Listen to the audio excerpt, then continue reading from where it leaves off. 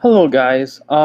Today this is coming out super late. I actually watched Knives Out I think at least 2 weeks ago. I think I watched it before January 1st. Yeah, I think I did. Cuz today is the 13th. Yeah. So I apologize for that, but just life happening and everything. And this movie came out in November. So I don't know if it's still in theaters right now. I think it is still, but it's gonna be cutting it close. But anyway, a little bit about it. It was released in 2019. It's rated PG-13. It's about 2 hours and 10 minutes long. Right now, currently has 8.1 out of 10 on IMDb with about 84,000 ish user votes and 82% on Metacritic with about 52 critics. It stars work in the Marvel superhero movies.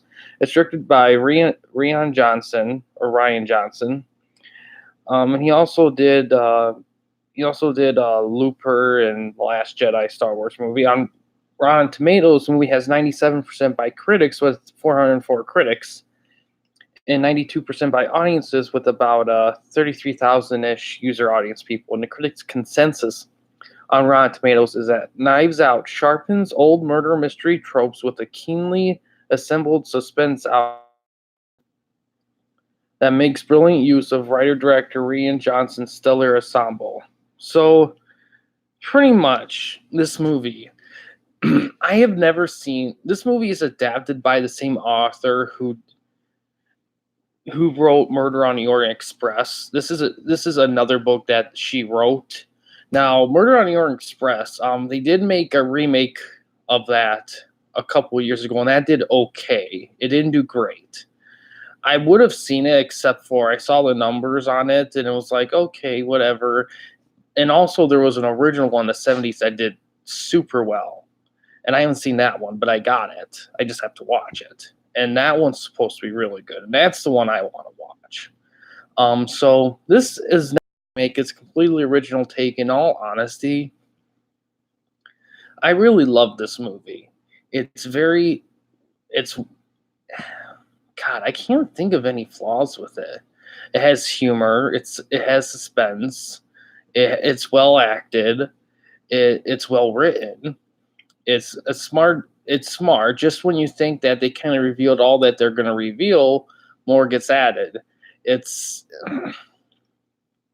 it's kind of hard to say to talk about it really, except for so I will say Chris Evans, he plays kind of it's in the trailers. He plays like a little shit, and it's kind of funny because, as far as I know, pretty much his whole career he played the little shit, the hot shot shit, little shit character, except for the Captain America Marvel movies. He goes against type for his most successful theatrical outings. Well, no, he was in Snowpiercer. I don't think he was a little shit in Snowpiercer, but if I know, it would be funny if he spent his whole career outside of playing Captain America being a little shit characters.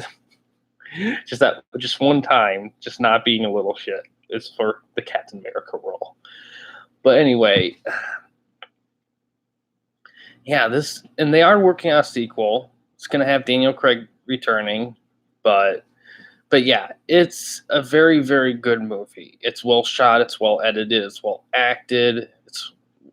There's not really any flaws in it. I think some people are very adept at murder mysteries, may solve it quicker. Now, in terms of translating from the book to the movies, I don't know how well it does. I mean, the book was written quite a long time ago, so a lot of stuff in the movie was updated, I assume. And my Corey, she owns the book, and she's read it, I assume, more than once. So she just saw the movie a little bit ago. So she knows her stuff on that. Um, but yeah, I don't really. I don't really know what else to say about it. It's just a good solid movie. Um, I think it's still in theaters, but in some theaters, it's been out for, let's see, it was released in November, about mid to late November, so December. All right, this is only its second month in, so it might still be around, but it's a little over second month in, so it might still be around. But if you haven't saw it by now, you should. It's definitely not a movie you want to miss. Is it something you need to see in theaters? I'm not gonna lie, the cinematography in it is pretty nice. There's a style to it. I think it'd be cool to see in theaters. It's not like an event. It's not a movie that's really super special effects like fancy something that really is like, oh, you have to see it in theaters. You don't really, but in my opinion, a theater experience is always better than a home experience. But that's me. It's kind of like the argument with video games of playing on emulation versus the actual cartridge, the game.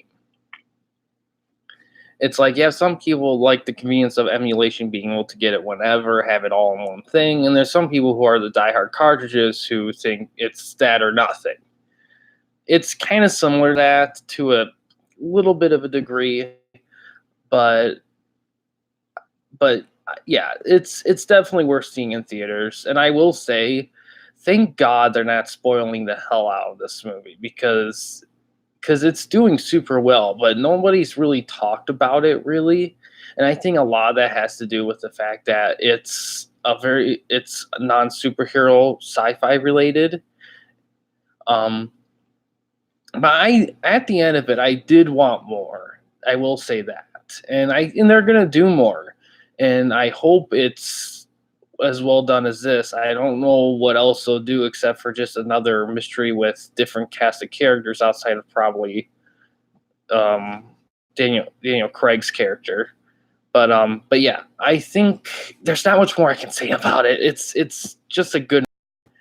There's not any issues I have with it at all. Um,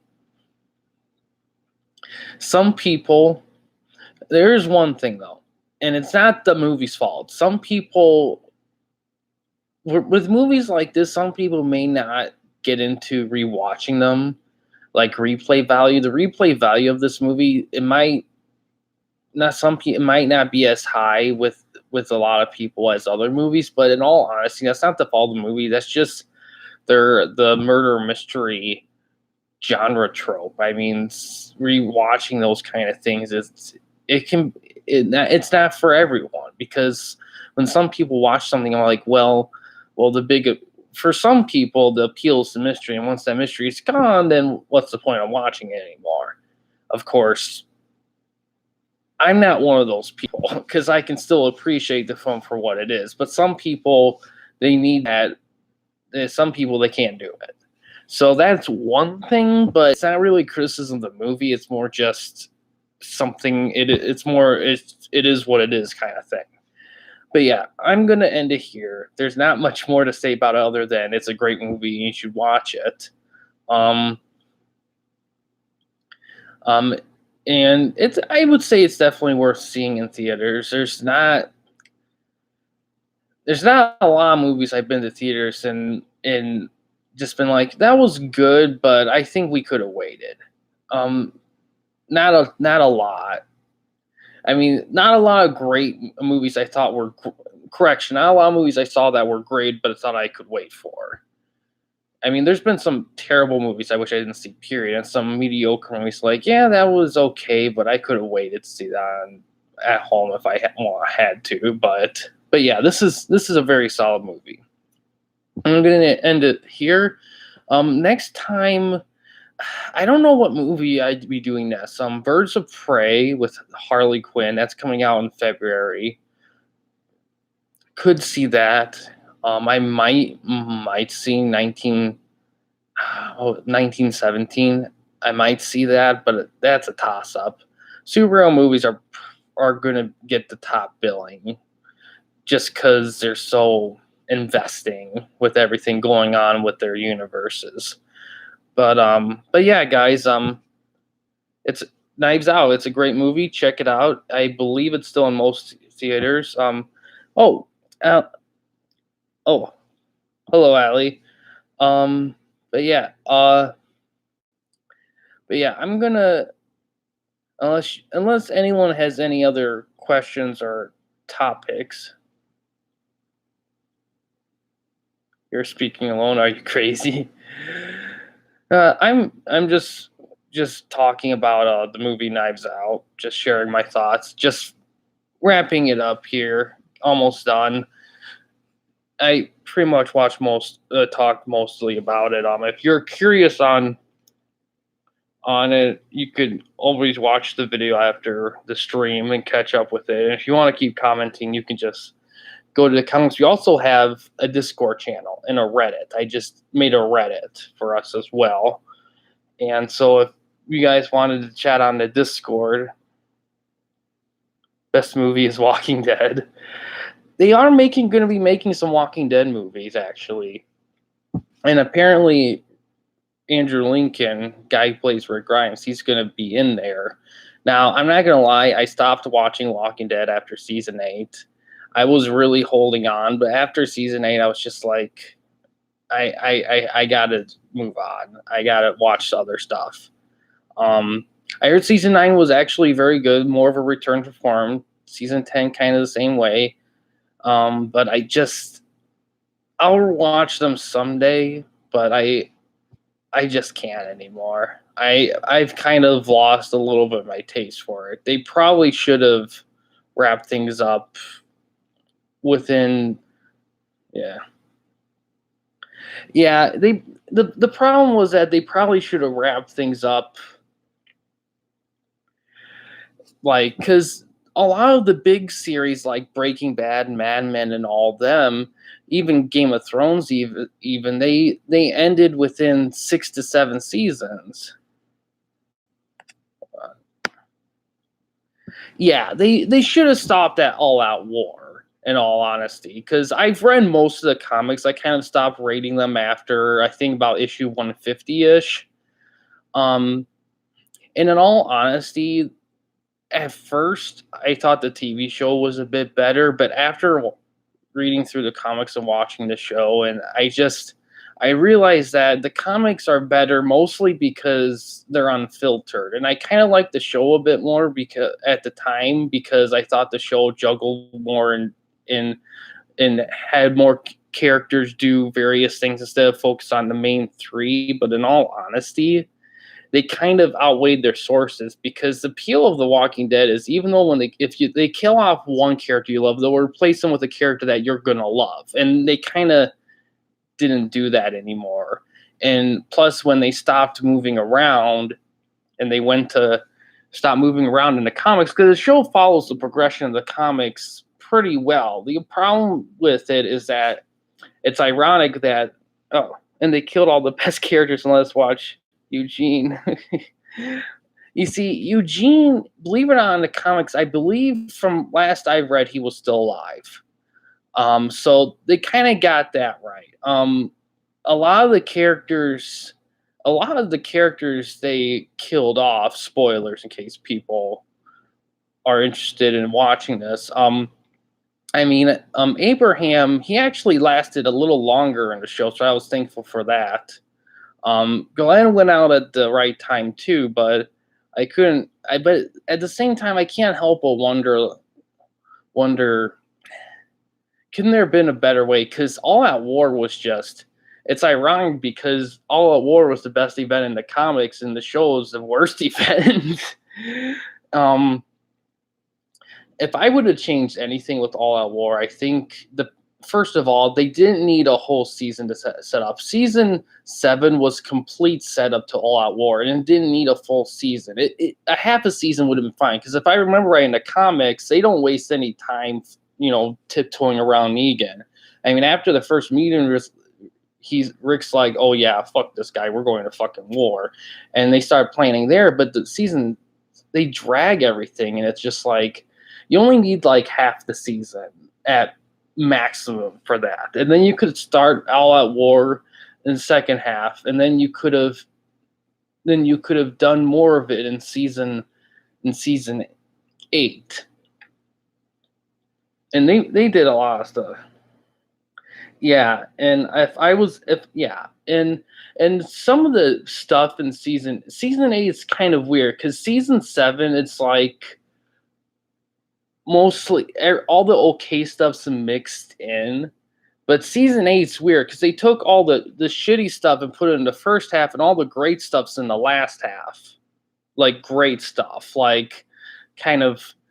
But the first half of season 8 was just awful. I mean, it is like so like terrible pacing and just a lot of flip flopping and doing stuff that didn't make any sense. It's just like, oh yeah, killing Carl. You know what? It was weird because when I saw it, I was like, at first I'm like, well, that's kind of the point that Carl lives. If you kill off Carl, then what's the point? Because Carl is kind of the savior in the comics. He's kind of the guy from what I left. He's kind of the guy, and then kill him off in the show was kind of weird. But I guess the idea of Carl in the show, I think what they were trying to go for is him becoming like instead of like the comics where he's like a physical like passing of the torch, in the show he becomes more of a symbol. The idea is I think they were trying to go for the idea of him becoming a symbol of like hope and bravery and all that kind of stuff. And I think they kind of wanted to touch on the idea of Rick, of a father losing his son, that kind of thing. But I don't know. I think it didn't help that Carl wasn't the most popular Walking Dead character either. His transition from comics to the show wasn't the best. I don't think it was the worst. I think a lot of people believe Andrea was. But yeah, but I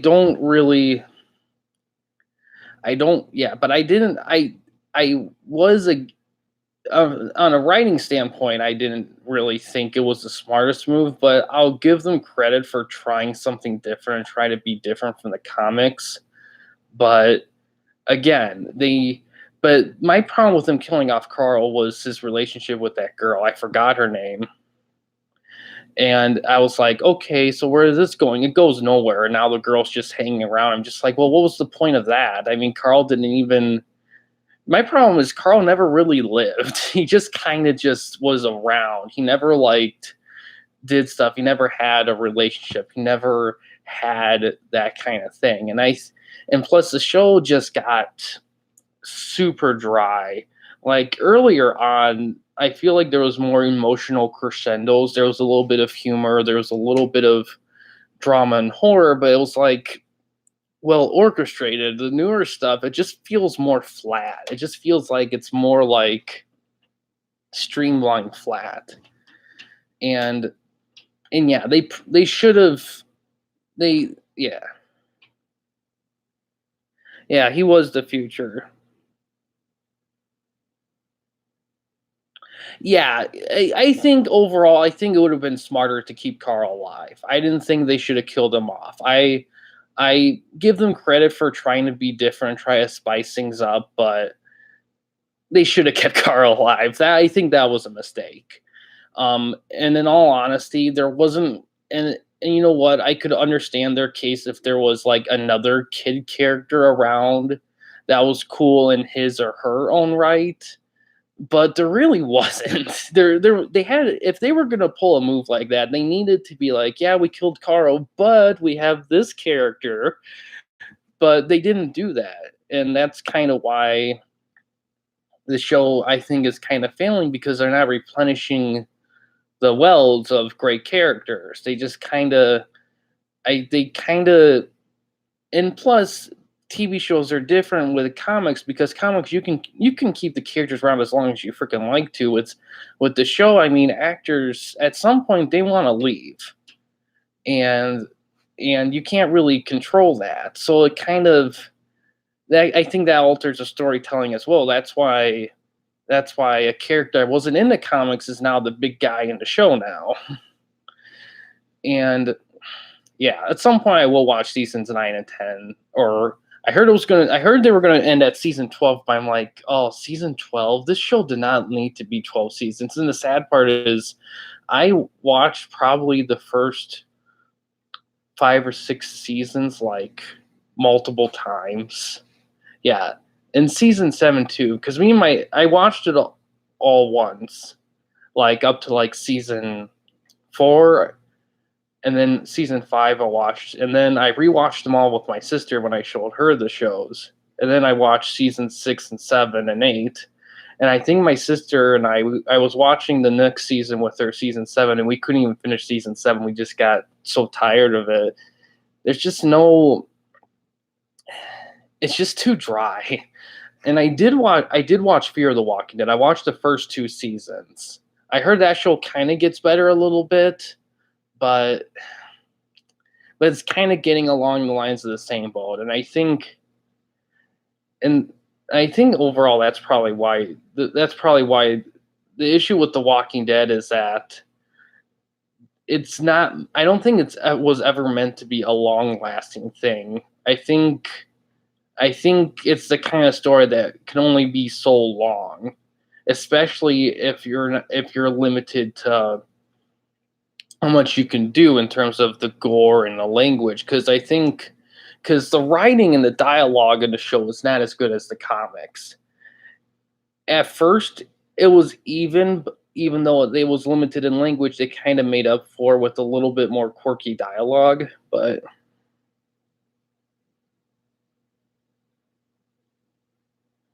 Yeah, and they do a lot more of that in the comics. In the show, I feel like in the show they tried to maybe throw that in with Daryl, which I could see working, but the problem is it's not the same dynamic because Daryl's not Carl. He's not like that. But yeah, they don't. Yeah, killing Carl was just a mistake. It just was. And I think a lot of it too could have been that the actor wanted to be done. And I don't really blame him if he wanted to be, because it's just hard to want to keep doing a show like The Walking Dead when. And the problem is the problem with The Walking Dead in general really is the storylines. The storylines aren't. Comics, it works, but when you go to the show, you need to have some more juice to them. There needs to be something extra going on. Like, they don't do anything with the walkers at all. And I think the cool part about early on the show, they use a lot of atmosphere. They do a lot of cool little things with the walkers, like how they look, how they're designed, where they're at, how they dress, how they act. They give them a bit of personality, and they stop doing that. And that's kind of the thing. They get so caught up. They got too big for their britches. They got too into like, ooh, let's mean something.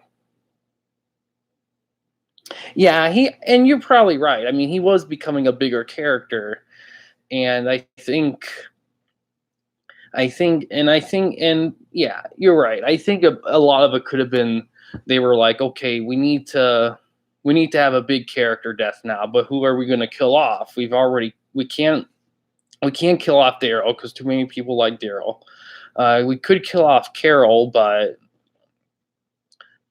I mean, she's old. She's done her thing. People wouldn't be as sad by it.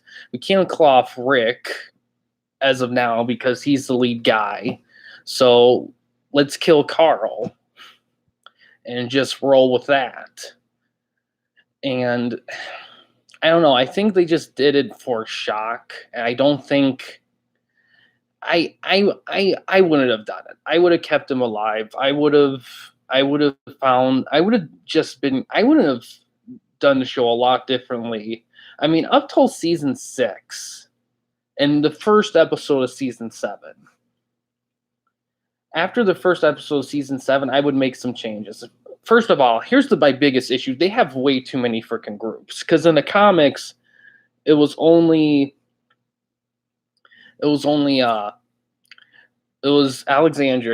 It was what was it?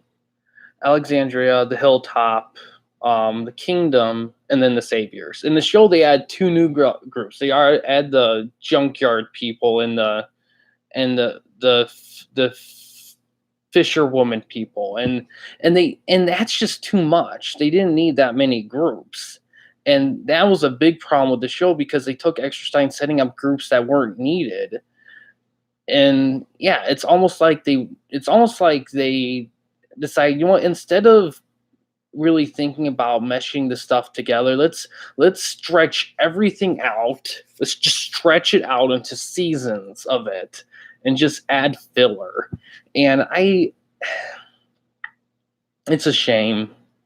It's a shame. But I've heard people that still watch the show and still love it. And I could see the argument that maybe we've changed. Maybe The Walking Dead's just still The Walking Dead, and maybe we're just fed up with it because we're tired of it. I mean, Walking Dead was a fad, and I can imagine years from now when we're a lot older and we look back on the show like nostalgia style, and we may see it differently. We may see the later seasons in a better way than we do now, but probably not. But anything can happen. But but yeah, I I do hope the show finishes strong, because if the show finishes like with big numbers, everyone loving it again on a high note, then I could find it easier to watch. But if it ends on a shit note, then I don't. It's going to be harder to get back to.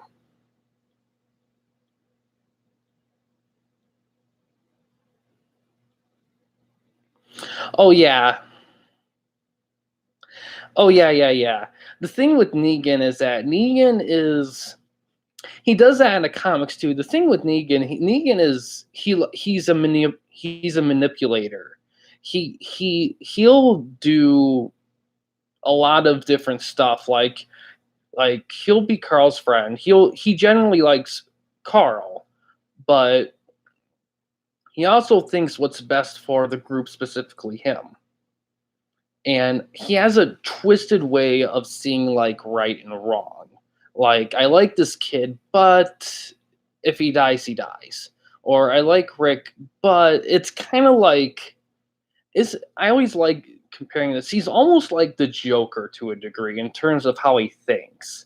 Like like for example, Joker with Batman. 1 second Joker, he wants to kill Batman because he's fighting him. He's throwing him poisonous shit. On the other hand, he doesn't want to kill Batman because it makes him incomplete. That's kind of the thing with Negan. He wants to kill them, but he also wants to keep them alive because of his own reasons. Like, people are a resource. People can give me shit, and it's fucked up. He's a fucked up individual, and but the problem with the show is the show doesn't do it well because you don't see enough of it.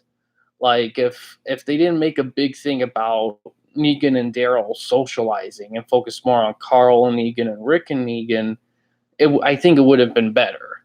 Because the moments they do share with Rick and Negan and Carl and Negan are the best moments of the newish seasons. I know Rick, something happens to him in season 9. I don't really know what, but he's not on the show anymore.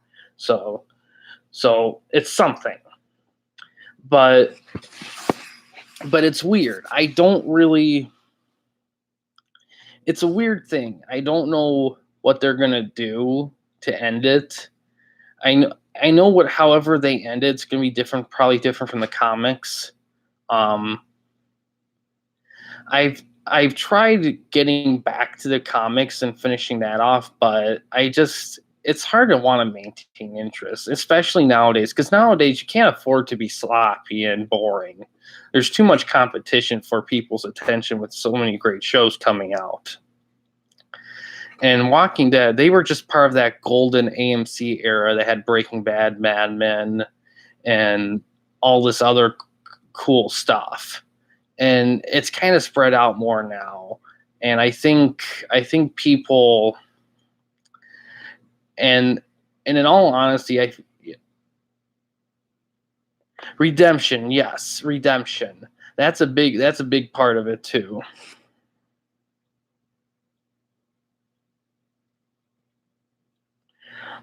Yeah, yeah, there is redemption for Negan, and a lot of it is because Negan.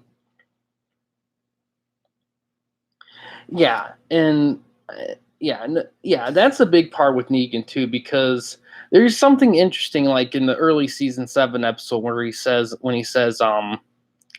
like, you killed a group of my men. I mean, you're lucky if I let most of you live, and that's true, because if it was on the other foot, if Rick had a group of people that were slaughtered by another group of people, he would have that group they would have butchered and massacred them. They wouldn't have left anyone alive. So the fact that Negan left only killed 2 people in that group, that in Rick's group, that's kind of very merciful, all things considering. So I think he's always been kind of more merciful than given credit for. I just think he's a bit more has a twisted way of doing it. Yeah, yeah, he is very much kind of an evil Rick in a way. He has a lot of the similar philosophies and how he wants that people are important, people are a resource. He knows like people who are good and strong like Rick does and which are weak. But the difference was that Negan doesn't think of the group first. He thinks of himself first, and Rick doesn't. And that's the difference. And that's how that influenced their actions, because Negan, he have no qualms about messing with people to turn them to his side and like messing with them. Rick's not like that. Rick will either kill you or try to be your friend. Rick's not that manipulative, really. But yeah, I suspected, because he does become more friend in the comics, and I don't really mind that, because Negan is just kind of a wild card. Like, I kind of like the idea, because he's last time I left off, he was freer and roaming around in the comics, and I kind of like that a bit, because it kind of gives him this kind of unpredictability. Like, any second he could decide, you know what, I'm gonna get my shit back, and he'll just go ahead and try to do, and he can, because he's smart.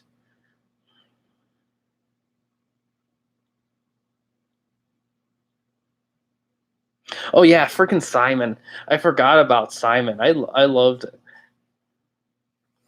Yeah, and I think a lot of that too with Simon is that I think it wasn't so much save the people as much as him realizing, oh shit, Rick is gonna Rick is gonna be pretty competitive. We're gonna lose numbers, and I think he was thinking, well, if I just take some people and go somewhere else, I can be leader and I can live with the people and with the people that we've gathered. I think it was more for him the way he said. I think he tried to make it sound noble, but I think he was kind of going more for an ego, because he was starting to get an ego in the later episodes. Like when he killed massacred all the junkyard people, I think that's kind of became the turning point where he realized that, you know what, Negan isn't the God Almighty.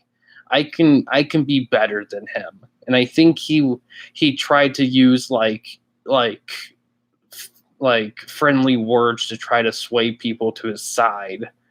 But yeah, I forgot about Simon. Yeah, he was a good character, but a good actor. The good actor brings life to the character, and that was saved the show a lot of times was the acting, because the dialogue wasn't always good. Early on, it was pretty solid, but in newer seasons, it started to get very stale. It started to feel like they were like just kind of just like talking. It's just like so unmemorable dialogue. Yep, that's right. If you want to be the man, you got to beat the man. Yeah, and that was exactly it. And I think that's why Negan just lasted so long. It's just that I feel like I feel like the difference between Negan and Simon is that Negan does have, because the thing with Simon is, I feel like, is more backstabby. I feel like Negan's more. I feel like Negan has a bit more cleverness to him, and I think he has timing right because he knows when to switch from sneaking to just all-out assault. And I feel like Simon. I feel like he's more. I feel like he tries to do one more than the other, and I think that's why Simon failed, is because Negan just knows how to handle people and things with a lot more balance than Simon did. And that's why he's still around and Simon isn't.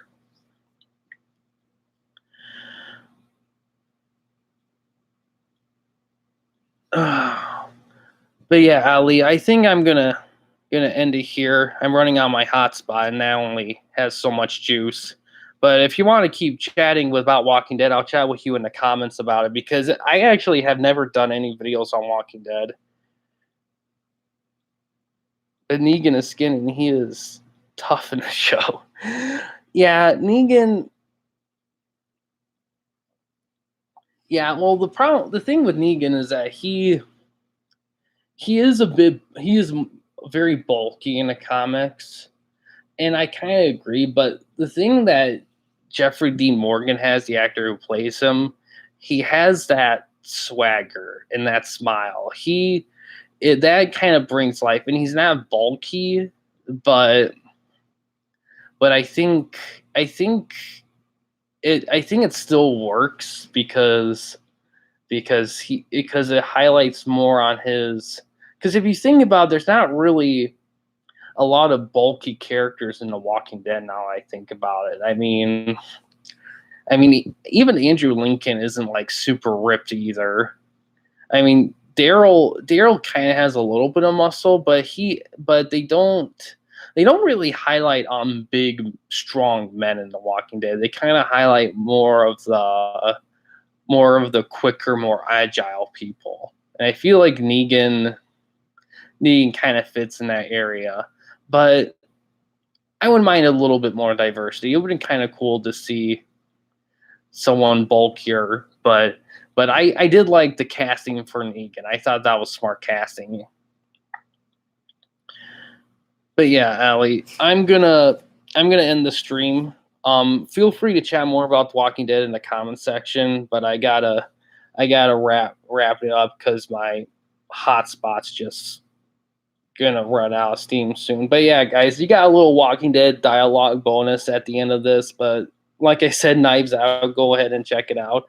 And yeah, guys, thanks for watching. Please subscribe and like the videos, and have a good day.